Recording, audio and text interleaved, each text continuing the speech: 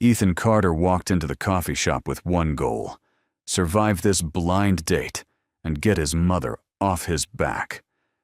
After his marriage collapsed, he swore off dating entirely. This would be another waste of time. Then he saw her. The woman at the corner table was beautiful, mid-20s, dark hair pulled back, and very, very pregnant. Ethan froze. He must have the wrong table. But before he could turn around, she stood up and looked directly at him. "You're Ethan, right?" she said. "I'm Claire. Your date." Ethan stared at her. His brain struggled to process what he was seeing. This was supposed to be a routine blind date, the kind his mother arranged every few months. Show up, make small talk for 30 minutes, politely decline a second meeting, and go home. Simple, safe, forgettable. But there was nothing forgettable about Claire Bennett standing in front of him with a belly that looked at least 6 months along. She wore a loose sweater that did nothing to hide the curve. Her expression was calm, almost defiant, as if she expected him to bolt for the door. Ethan opened his mouth, but no words came out. He glanced at the other tables, then back at Claire. She gestured to the seat across from her. "Please sit down," Claire said. Her voice was steady, but her eyes told a different story. She looked tired. Not physically tired. The kind of tired that came from carrying weight that had nothing to do with pregnancy. Ethan's first instinct was to leave, walk out, text his mother some excuse about a work emergency. But something stopped him. Maybe it was the way Claire held herself, shoulders back despite everything. Or maybe it was because he recognized that look. He had worn it himself 3 years ago when his marriage fell apart and he became a single father overnight. He pulled out the chair and sat down. The coffee shop was busy for a Saturday afternoon. Couples on laptops, groups of friends laughing too loud, a barista calling out orders in a rhythm that felt almost mechanical. Ethan focused on the noise to avoid looking directly at Claire. He did not know what to say. Every polite opening felt absurd given the situation. "I know what you're thinking," Claire said. She folded her hands on the table. No wedding ring, no engagement ring, just bare fingers and short, practical nails. Ethan shook his head. "I don't think you do. You're wondering why I'm here, why I showed up to a blind date looking like this." Claire glanced down at her stomach, Juan then back at him. "You're wondering if this is some kind of joke. Is it?" The words came out sharper than he intended. Claire's jaw tightened. "No, it's not a joke." Ethan leaned back in his chair. He had agreed to this date under duress. His mother had been relentless for months. Every family dinner ended with the same lecture about how he needed to move on, how his son needed a stable home, how he was wasting his life hiding behind work and excuses. Last week, she delivered an ultimatum. Either he went to this blind date, or she would stop watching his son on weekends. It was emotional blackmail, but it worked. Now he wished he had called her bluff. "Look," Ethan said carefully, "I don't know what your situation is, but I think there's been a misunderstanding. My mother set this up. No, she didn't mention." "That I'm pregnant?" Claire finished. "I'm sure she didn't. My family didn't mention it either when they arranged this." Ethan blinked. "They arranged this? My aunt knows your mother from some church group. She thought we'd be a good match." Claire's tone was flat, like she was reciting a grocery list. "She convinced my family that meeting someone respectable would fix everything." "Fix what?" "The fact that I'm pregnant and unmarried.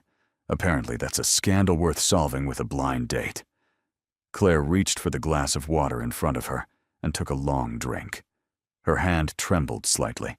She set the glass down and met his eyes. "I didn't want to come, but my family gave me the same choice yours probably gave you. Show up or face consequences." Ethan felt something shift in his chest. He understood consequences. He understood family pressure. He understood the suffocating weight of other people's expectations. 3 years ago, when his wife left, his family acted like his life was over. They pushed him toward new relationships before he was ready. They treated his grief like a problem that needed immediate solving. "So we're both here against our will," Ethan said. "Looks like it," Claire replied. They sat in silence. Not the comfortable kind. The awkward, painful kind where both people were trying to figure out what came next. Ethan glanced at the door. He could still leave, make up an excuse, apologize, and walk away. Claire would understand. She looked like she wanted to leave as much as he did, but something kept him in that chair. Maybe it was curiosity.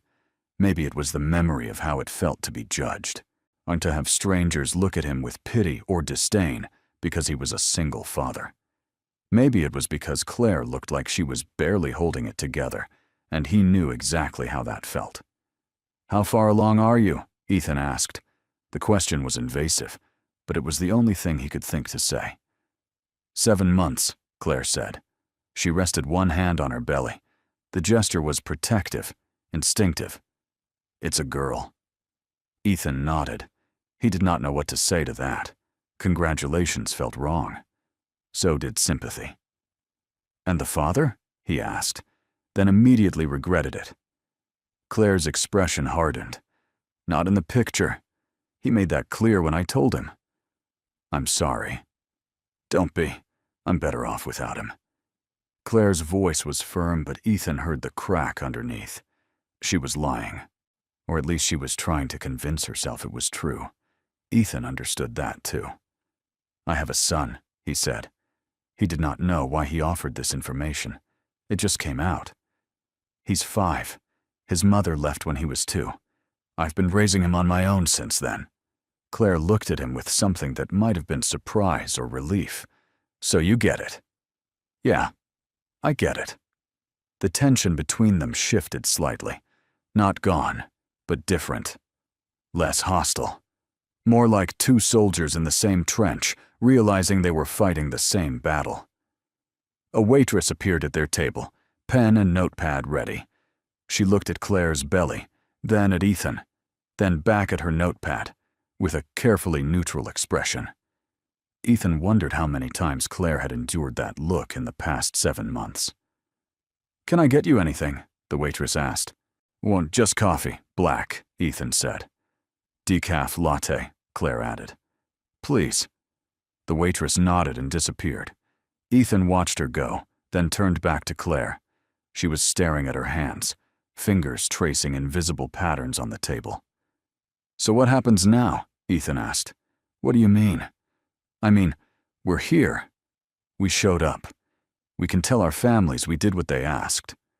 But I'm guessing neither of us wants to pretend this is going anywhere." Claire looked up. "No, I don't want to waste your time. And I don't want to waste yours." They both nodded. It should have been the end of the conversation. Ethan should have stood up, shaken her hand, and left. But he did not move. Neither did Claire. "Can I ask you something?" Claire said. "Sure." "Why did you stay? When you saw me, I mean. You could have left." "Most guys would have." Ethan considered the question. He could lie, give her some noble answer about giving people a chance. But Claire had been honest with him. She deserved the same. "I don't know," he admitted.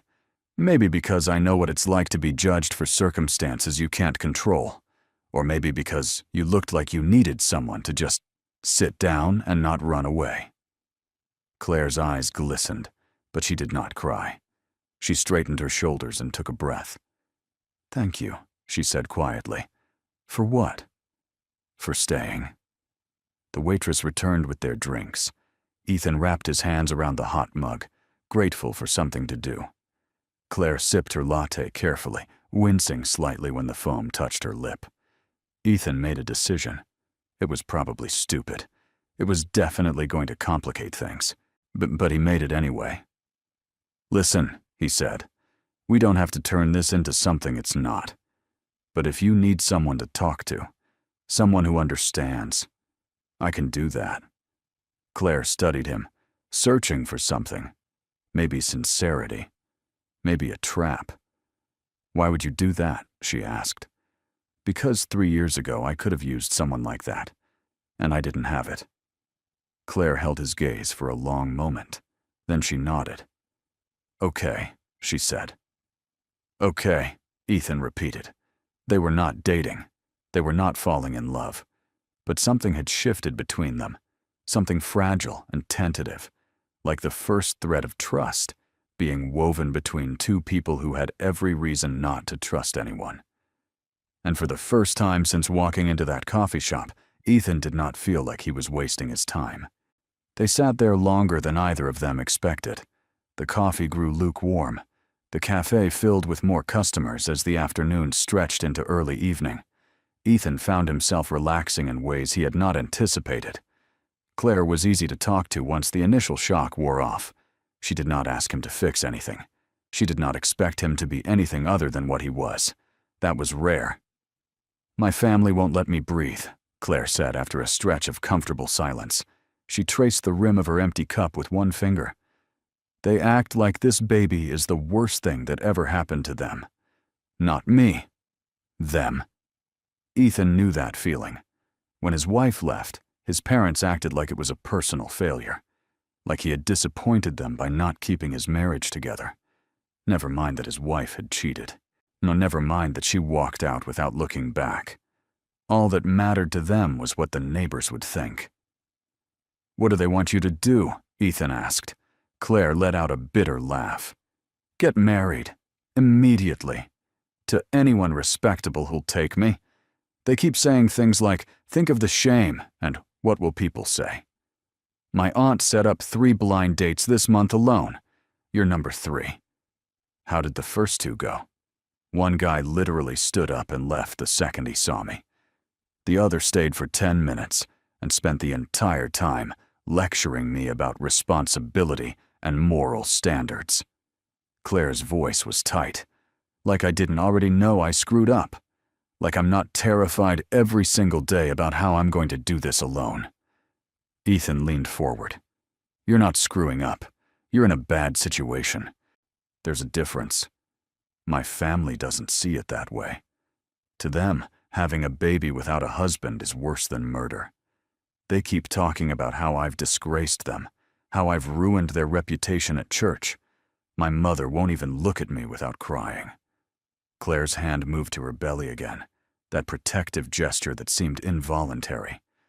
She acts like this baby is a punishment instead of a person. Ethan felt anger rise in his chest, not at Claire, at her family, at everyone who made her feel like she was something to be ashamed of. When I first became a single dad, people treated me like I was broken, Ethan said. His voice was low but steady. Mothers at the playground would give me these looks, half pity, half suspicion, like I couldn't possibly be capable of raising a kid alone. Or worse, well, like there must be something wrong with me if my wife left. Claire looked at him, really looked at him. How did you deal with it? Badly at first. I got defensive. I isolated myself. I stopped going to family gatherings because I was tired of everyone asking if I'd started dating yet. Like that was the solution. Like finding another person would magically fix everything. Ethan picked up his coffee mug, even though it was empty. The weight of it in his hands felt grounding. Eventually, I realized I didn't owe anyone an explanation. My life wasn't anyone's business but mine, and my son's. That must have taken a lot of strength, Claire said quietly. It took a lot of anger first, then exhaustion. Strength came later. Claire nodded like she understood. Maybe she did. Maybe that was exactly where she was now, angry and exhausted, and not yet strong enough to stop caring what people thought. Do you ever get lonely? She asked. The question was soft, almost hesitant. Ethan considered lying, saying something brave and independent. But Claire had been honest with him. She deserved the same. Every day, he admitted. Not because I want to be with someone, just because it's hard doing everything alone, making every decision alone, having no one to talk to at the end of the day when my son's asleep and the house is quiet. That kind of lonely. Claire's eyes glistened. Yeah, that kind. They both went quiet. Around them, the cafe hummed with other people's lives. A couple 2 tables over laughed at something on a phone. A group of teenagers argued about a video game. The barista called out an order for someone named Jessica. The normal Saturday afternoon sounds. But Ethan and Claire sat in their own bubble of understanding. "Can I ask you something?" Claire said. She was looking down at her hands, not at him. "Of course. Does it get easier? Raising a kid alone?" Ethan wanted to tell her yes. He wanted to give her hope. But he had learned that false comfort did more harm than good. "Some days are easier than others," he said carefully. "The logistics get smoother. You figure out routines. You learn to do things you never thought you could do. But the weight of being the only person responsible for another human being, that doesn't get lighter. You just get stronger at carrying it." Claire absorbed this. She did not look upset. If anything, she looked relieved, unlike she had been waiting for someone to tell her the truth instead of feeding her empty promises about how everything would work out fine. "Thank you for being honest," she said. "You're going to be okay," Ethan said. He meant it. He could see it in her, the same stubborn resilience he had found in himself 3 years ago when he realized no one was coming to save him. Claire smiled. It was small and sad, but genuine. "I hope so." The moment stretched between them. Something was building. Not romance.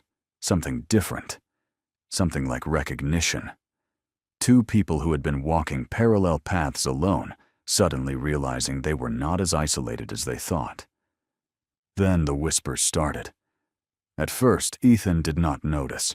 He was too focused on Claire, on the conversation, on the strange relief of talking to someone who actually understood. But Claire's expression changed. Her shoulders tensed.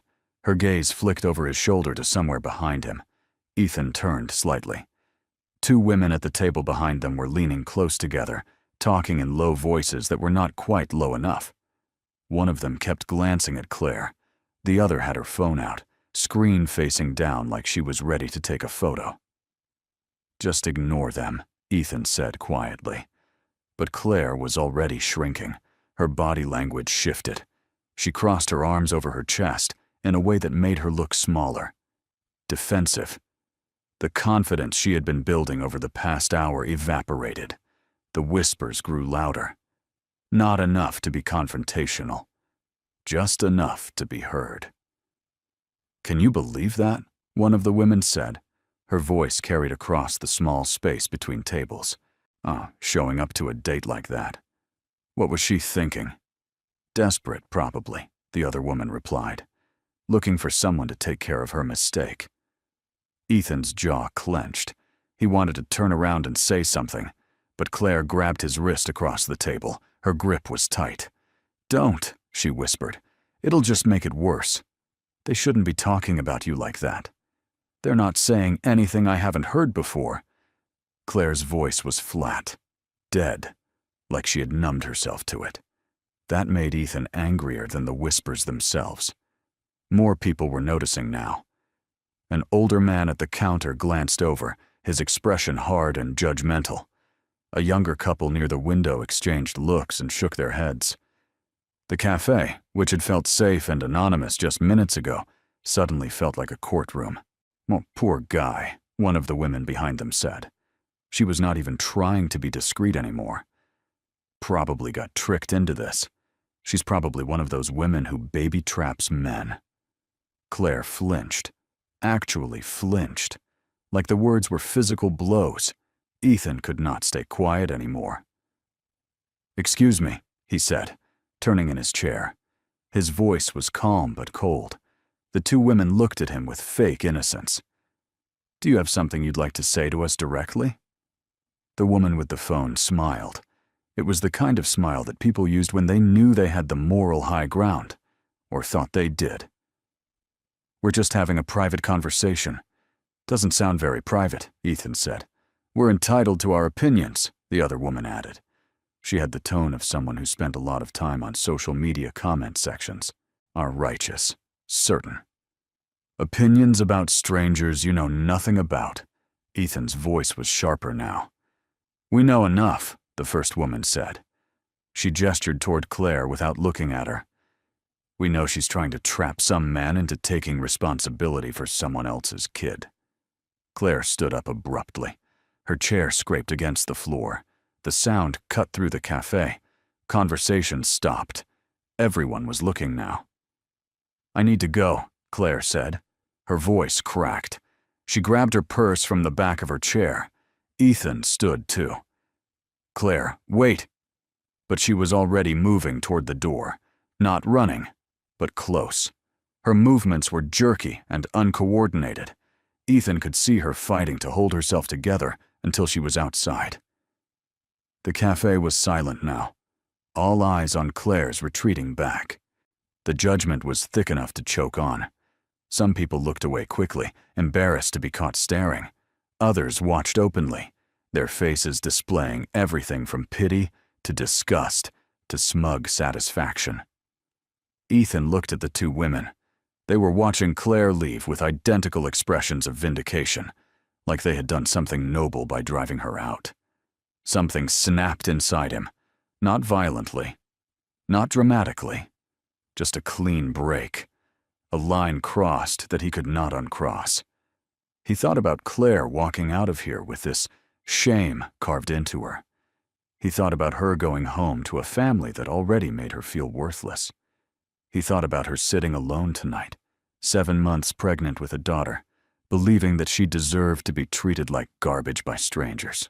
He thought about the last 3 years of his own life, all the times people had judged him, all the times he had stayed quiet, all the times he had let it happen because fighting back felt like too much effort. And he was done. Ethan did not look at the two women again. He did not say anything else to them. They were not worth his words. He followed Claire. She was almost at the door when he caught up. She had her hand on the handle. Her other hand was pressed against her mouth like she was physically holding back tears. Claire, Ethan said. She shook her head. I'm fine. I just need to go. You don't have to do this alone. Yes, I do. That's the whole point. I'm alone. Her voice broke on the last word. And everyone knows it. Everyone can see it. I'm the girl who got pregnant and got dumped, and now I'm so desperate I'm showing up to blind dates, hoping someone will be stupid enough to take me. That's not what this is, Ethan said firmly. Then what is it? Claire turned to face him. Tears were streaming down her face now. She did not bother wiping them away. What am I doing here, Ethan? What are we doing here? Ethan did not have an answer. Not a good one. Not one that would make sense to anyone watching. But he had something else. Something that felt more important than sense. He had a choice. He could let her walk out. Let her carry this humiliation home. Let those women win. Let the world keep beating her down until she believed she deserved it. Or he could do something. The cafe behind them was still watching, still whispering, still judging. Ethan made his decision. Saw Ethan turned back toward the cafe. Claire was still holding the door handle, frozen between leaving and staying. She looked at him with confusion and fear, and something else. Hope, maybe. Or the death of it. He could not tell which. Wait here, Ethan said. His voice was calm, but there was steel underneath. What are you doing? Claire asked. Something I should have done 3 years ago when people judged me. Before Claire could respond, Ethan walked back into the cafe. Every eye in the room followed him. The two women at the table looked smug. They thought he was coming back to apologize, to make excuses, to distance himself from Claire and save whatever dignity he had left. They were wrong. Ethan stopped in the middle of the cafe, right in the center where everyone could see him, where everyone could hear him. The conversations died, but even the barista stopped mid-pour to watch. Ethan looked directly at the two women, then at the older man at the counter, then at the young couple by the window. He looked at every single person who had stared, who had whispered, who had judged. "That woman you were all talking about." Ethan's voice carried across the room, clear, steady, loud enough that no one could pretend they did not hear. "She's my wife." The silence that followed was absolute, the kind of silence that happens when the world stops spinning for just a second. "And that baby she's carrying," Ethan continued. His hands were steady at his sides. His gaze did not waver. "That's my daughter." One of the women opened her mouth, then closed it.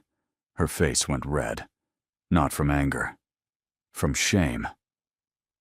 "So, if you have something to say about her," Ethan said, his voice dropping lower but losing none of its edge, "you're saying it about my family, to my face, right now." No one spoke. The woman with the phone looked down at her lap. The older man at the counter suddenly found his coffee fascinating. The young couple stared at their own table like they wished they could disappear through the floor. Ethan waited. He let the silence stretch. He let them all sit in the discomfort of what they had done, what they had said, the assumptions they had made about a stranger whose life they knew nothing about. "That's what I thought," Ethan said finally.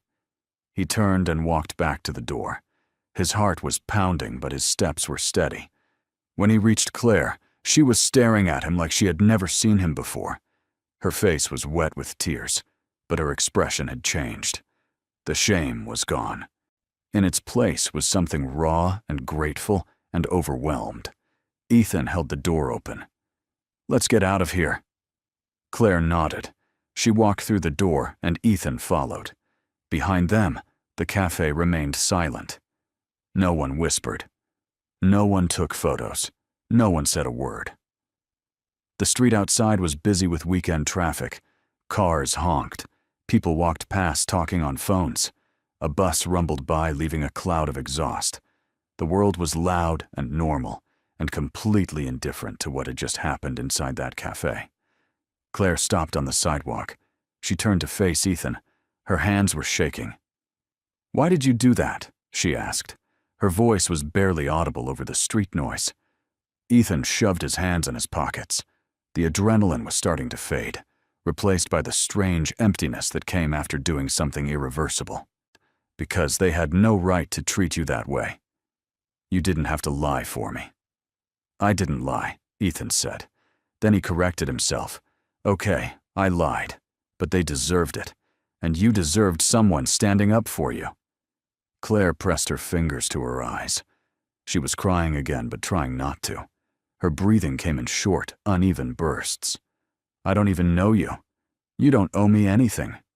You could have just let me leave." "Yeah, I could have." "So why didn't you?" Ethan thought about that. He thought about the last 3 years of his life, the times he had stayed silent when people judged him, the times he had let their opinions chip away at him, the times he had felt small and powerless and alone. "Because I spent 3 years being the person who stays silent," Ethan said quietly. "And I hated it. I hated feeling like I had to accept every judgment, every whisper, every condescending look. Like I didn't deserve to defend myself because my life didn't fit into their neat little boxes." Claire lowered her hands. Her eyes were red, but she was listening. "You walked in there today expecting the worst," Ethan continued. "You expected me to leave. You expected people to judge you. You expected to be humiliated. And you were right. All of that happened. But you didn't deserve any of it. And I'm tired of watching people get treated like they're less than human just because their life got complicated." Claire's voice came out small. "You're a good person." "I'm not," Ethan said. "I'm just tired of being a coward." They stood there on the sidewalk while people streamed past them. A mother with 2 kids, an elderly couple walking slowly, a man on a bicycle. None of them knew what had just happened. None of them cared. Claire wrapped her arms around herself. The sun was starting to set, casting long shadows across the street. The temperature was dropping. She was not wearing a jacket. "I should go," Claire said, but she did not move. "Do you need a ride?" Ethan asked. "No. My car's around the corner. She trailed off, then started again. "Thank you. I don't know how to say it properly, but thank you." Ethan pulled out his phone. His hands moved before his brain caught up. He opened a new contact and held the phone out to Claire.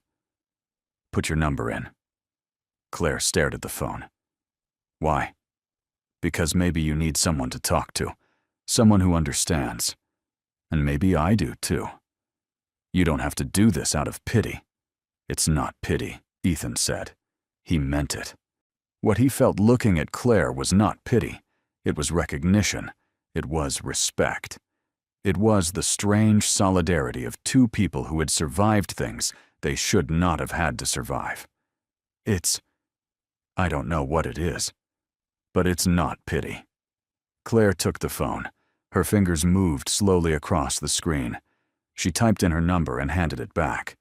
Ethan saved it and sent her a quick text so she would have his number too. "If you want to talk," Ethan said, "call me. Or text. Whatever. No pressure, no expectations, just if you need it." Claire looked at her phone when it buzzed with his text. Then she looked back up at him. "What if I do call? Then we'll talk. And then what?" "I don't know," Ethan admitted. "I haven't thought that far ahead." Claire almost smiled. It was brief and sad, but real. "It's on, me neither." They stood there in the fading light. Neither of them knew what came next. Neither of them knew if this was the beginning of something, or just a strange moment they would both remember years from now, as the time a blind date went completely sideways. But something had shifted. Ethan could feel it. The wall Claire had been hiding behind was lower now. Not gone, but lower. And his own walls, the ones he had built so carefully after his divorce, had cracks in them. "I should really go," Claire said again. This time it sounded more like a goodbye than an escape. "Okay," Ethan said. Claire turned to leave. Then she stopped and looked back. "Ethan?" "Yeah?" "That thing you said. About me being your wife. About the baby being yours." She met his eyes. For a second it felt real. Like maybe that's how it was supposed to be. Someone claiming me instead of being ashamed of me. Ethan's chest tightened. "You're not something to be ashamed of." "I know that now," Claire said softly. "Because of you." She walked away before Ethan could respond. He watched her round the corner toward where her car was parked. Then she was gone. The street continued its noise and motion like nothing had happened. Like the world had not just tilted slightly on its axis. Ethan stood there for another minute. Then he pulled out his phone and looked at Claire's contact. Her name, her number. Proof that today had actually happened. He did not know if she would call. He did not know if he wanted her to. He did not know if he was ready to let someone new into his life when he was barely holding his current life together. But he knew one thing. He was done being silent. Now he was done watching people get torn down by judgment and cruelty and doing nothing about it. He was done believing that his own pain meant he had nothing to offer anyone else. Ethan started walking toward his car. His phone buzzed. A text from his mother asking how the date went. He did not know how to answer that. How did you explain to your mother that the blind date she arranged had turned into something completely unexpected? How did you tell her that you had just claimed a pregnant stranger as your wife in front of a room full of people? He decided he would figure that out later. For now, he just walked. The evening air was cool on his face. Somewhere behind him, Claire was driving home. Somewhere ahead, his son was waiting for him. And somewhere in between, and two people who had walked into a coffee shop expecting nothing had walked out with something fragile and uncertain, and maybe, just maybe, worth protecting. Sometimes the most unexpected thing was not the pregnancy. It was not the judgment. It was not even the blind date itself. It was the moment when a stranger chose kindness over silence, when someone decided that another person's dignity mattered more than their own comfort. When two lonely people found each other in the wreckage of their separate lives and recognized something familiar. And sometimes that was enough. Not a happy ending. Not a promise. Just enough to make tomorrow feel a little less impossible than today. Ethan got in his car. He sat there for a moment before starting the engine. Then he drove home, wondering if his phone would ring, hoping it would, one terrified that it might. The world kept turning, life kept happening, and somewhere in the mess of it all, something had begun,